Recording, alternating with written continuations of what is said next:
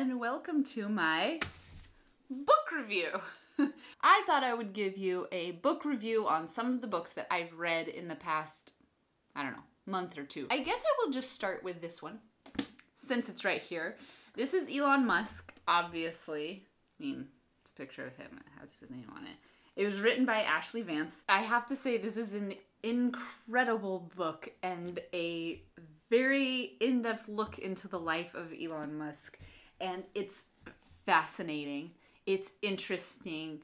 I came away from this thinking, thank God there are people out there like Elon Musk, and thank God there are not that many of him.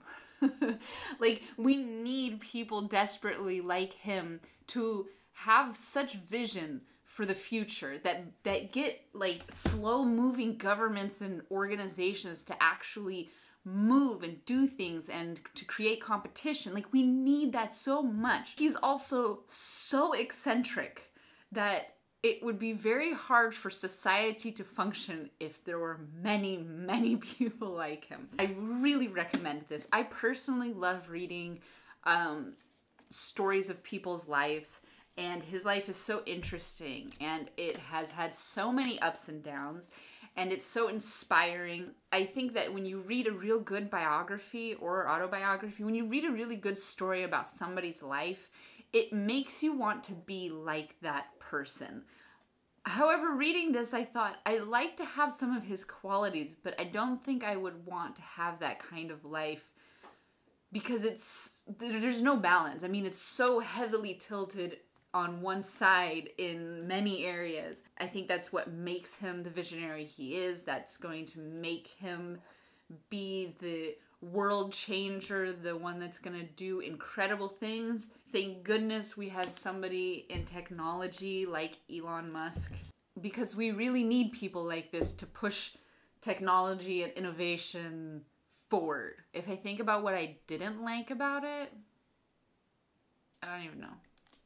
I don't know that I really didn't like anything about it. I mean, I really enjoyed it. I enjoyed getting to know what he is like. I feel like the author does a fair job of representing him. Like, he's not always described in in glowing words of praise. He's criticized, and the writer does a good job of presenting both sides of, you know, the people who criticized him and the people who defended him. So I recommend that you read this book.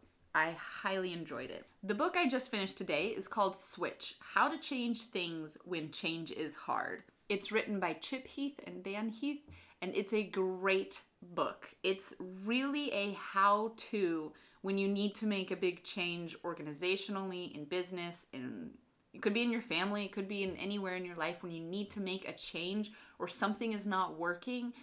It's really a how-to make that happen. It's written with a lot of stories as examples, so that's great because I feel like that makes it easier to read, and it's also enjoyable to read. Now, I cannot talk about this book without talking about the book that this kind of piggybacks off of, and that is called Thinking Fast and Slow by Daniel Kahneman, and that is actually another book that I just read, and I read that book first, and then I read Switch. And Kahneman's research is like a lifetime of research in the way that we think and the way that we process information, the way that we are biased. I think I talked about this before, like if you've been watching my vlogs for a while, then probably you remember that I talked about how I'm reading this book or I'm listening to this book and it's all about how our brains function, and it's just so fascinating. This is that book. Daniel Kahneman was also the winner of the Nobel Prize in Economics. This research in this book that he was awarded for. And it's so dense that it really becomes difficult. Usually I listen to a book while I'm doing something.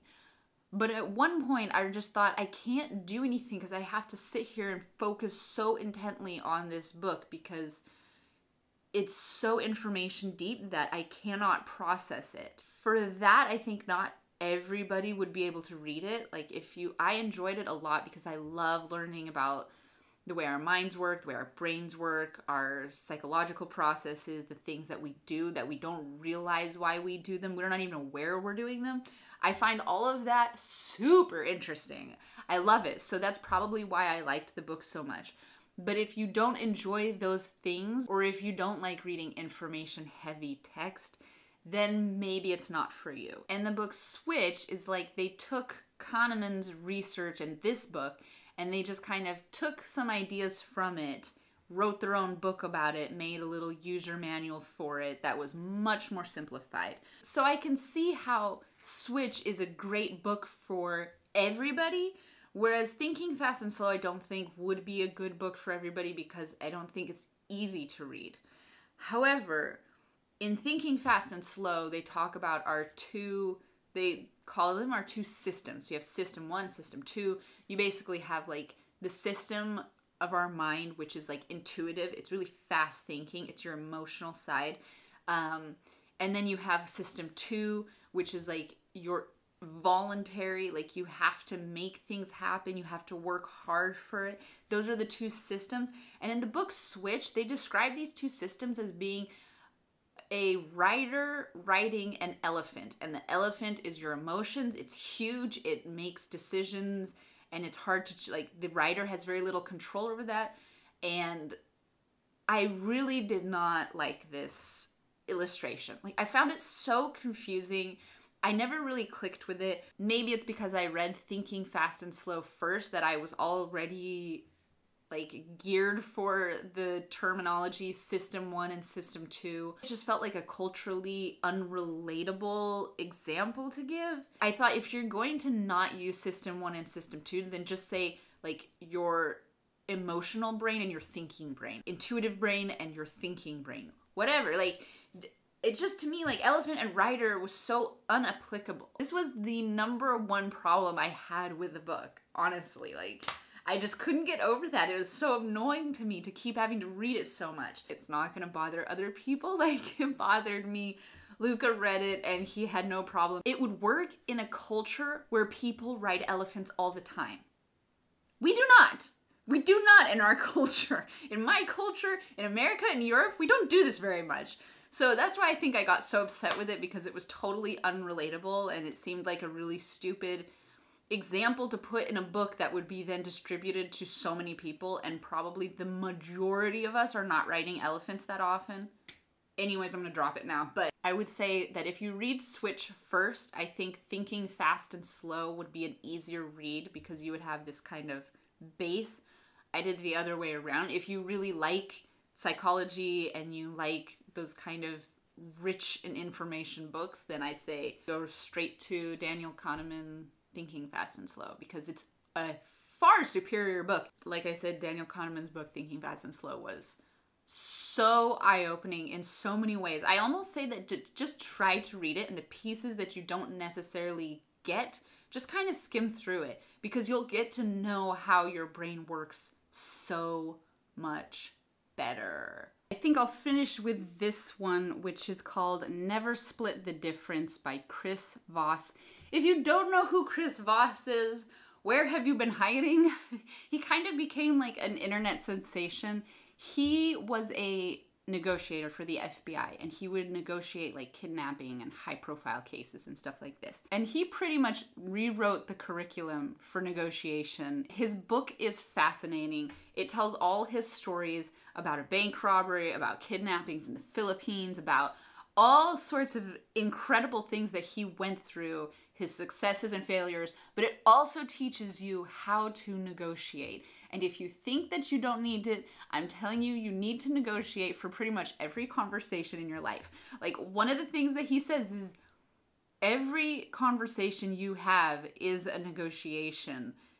It's just whether you realize it or not, and whether the other person realizes it or not. If you want to become a better communicator, read Never Split the Difference and work on your negotiation skills. I think we typically think of negotiating as manipulating. We're hoping that we're able to manipulate the person to agreeing with us.